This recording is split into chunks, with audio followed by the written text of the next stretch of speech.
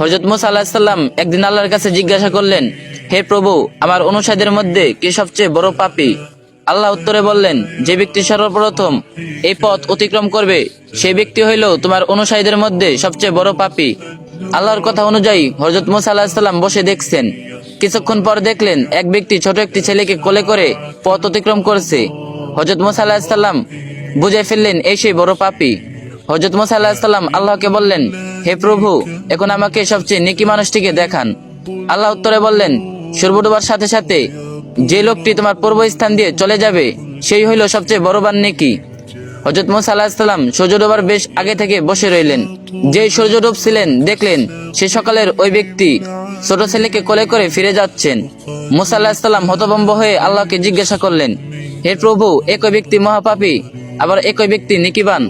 আল্লাহ তাআলা বললেন, হে মুসা, সকালে যখন এই ব্যক্তি ছেলেকে সাথে নিয়ে তোমাকে অতিক্রম করে জঙ্গলে প্রবেশ করলো, তখন ছেলেটি বাবাকে প্রশ্ন করেছিল, বাবা, এই জঙ্গল কত বড়? বাবা উত্তরে বলেছিল, অনেক বড়। ছেলেটি আবার প্রশ্ন করলো, বাবা, জঙ্গল থেকে কি বড় কোনো কিছু আছে? তখন বাবা বলেছিল, হ্যাঁ বাবা, ওই পাহাড়গুলো জঙ্গল থেকে বড়। ছেলে পুনরায় প্রশ্ন করলো, পাহাড় থেকে কি বড় কিছু আছে? বাবা বলল, আছে, এই আকাশ। ছেলে আবার প্রশ্ন করলো, আকাশ থেকে কি বড় কিছু আছে? সে ব্যক্তি বলল, হ্যাঁ, আমার পাপ এই আকাশ থেকেও বড়। ছেলে বাবার উত্তরে শুনে বলল, বাবা, তোমার পাপ থেকে বড় কি কোনো কিছু আছে? তখন বাবাটি চিৎকার দিয়ে ছেলেটিকে জড়িয়ে ধরে কাঁদতে কাঁদতে বলল, আমার পাপ থেকেও অনেক অনেক বড় আমাদের আল্লাহর রহমত।